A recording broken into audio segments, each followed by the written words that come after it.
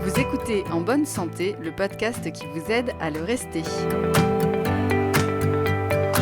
Cet épisode vous est proposé par le mutualiste Avenir Mutuel. Bonjour, je m'appelle Constance et aujourd'hui, nous allons nous intéresser à l'insomnie. Le sommeil est un besoin vital qui permet au corps de récupérer physiquement, intellectuellement et aussi psychologiquement. Et pourtant, pour les 15 à 20% de personnes qui souffrent d'insomnie, les nuits ne sont pas toujours de tout repos.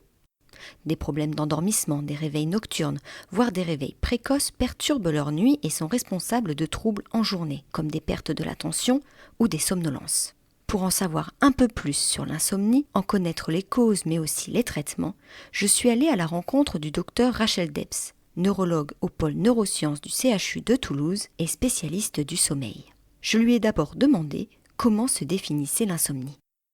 Alors l'insomnie, c'est le fait d'avoir un sommeil, des difficultés d'endormissement ou de maintien du sommeil ou de réveil trop précoce pendant au moins 3 mois, avec des conséquences en journée.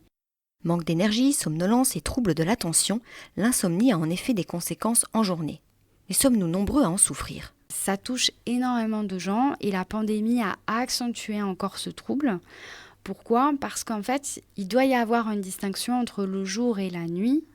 Et quand on a eu la pandémie, vous étiez dans le même environnement, vous n'avez pas le droit de sortir, il y avait moins d'interactions sociales, vous aviez moins en contact avec la lumière du soleil, etc. Et certaines personnes ont malheureusement ancré ces mauvaises habitudes, ou en tout cas ils ont trouvé que c'était rassurant d'être toujours dans leur chez-soi et avoir moins d'interactions sociales. Et du coup, on a vu ce problème d'insomnie se majorer de manière importante. Mais alors d'où vient l'insomnie ? Pour en connaître les causes, le docteur Rachel Debs nous conseille d'aller voir du côté de nos habitudes d'endormissement et de nos comportements. Il y a aussi des terrains plus propices. Plus de la moitié des insomnies chez l'adulte sont en effet dues au stress, à l'anxiété et à la dépression. Alors comment s'en débarrasser ? Pour la spécialiste du sommeil, sa prise en charge doit être spécifique et individualisée. Là, je vous ai expliqué, la pandémie avait induit de mauvaises habitudes. Donc ça fait partie, c'est la plupart du temps comportemental. Et du coup, la réponse, elle ne doit pas être médicamenteuse, elle doit être d'essayer de faire le point sur toutes ces mauvaises habitudes que j'ai mises en place et comment je peux les lever pour aller mieux. Mais après, si je traverse un événement de vie difficile, j'ai un proche qui est malade, ou moi, il m'arrive un pépin de santé, ou un problème d'argent, peu importe. Je vais avoir du mal à m'endormir et en fait, mon cerveau va garder la trace justement du mauvais endormissement. Et dès que je vais revoir la chambre et le lit, je vais oh là là, est-ce que je vais encore passer cette nuit pas sympa ? Et à ce moment-là, il y a donc des terrains qui vont être plus propices parce que forcément, quelqu'un qui est anxieux va beaucoup plus se projeter dans ses difficultés à venir potentielles et du coup va avoir du mal à s'endormir. Et donc la première chose à faire, c'est vraiment vérifier les comportements avant de se jeter sur des médicaments qui ne sont pas forcément nécessaires et qui par la suite entraînent des dépendances. Pour se débarrasser des insomnies, les applications disponibles sur smartphone peuvent-elles être une solution ? À ce sujet, Rachel Debs appelle plutôt à la prudence, leur préférant des méthodes naturelles et le lâcher-prise. Alors, le souci de tout ce qui est connecté, les applis, les montres, c'est que vous allez vous focaliser sur le sommeil.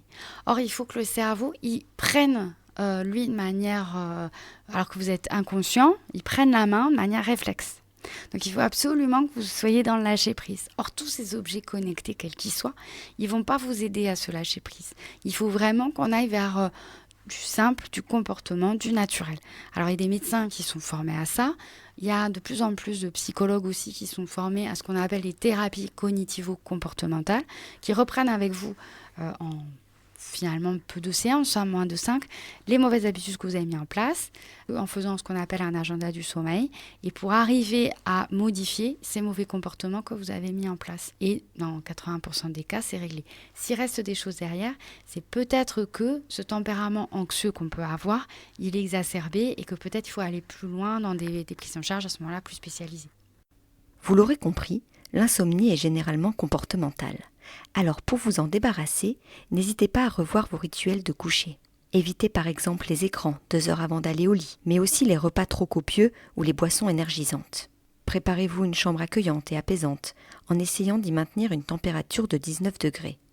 Quelques petites habitudes qui rendront vos nuits plus reposantes. Vous venez d'écouter En bonne santé, un podcast du mutualiste Avenir Mutuel. Cet épisode a été produit par le réseau des éditeurs de revues et réalisé par l'agence SIEM.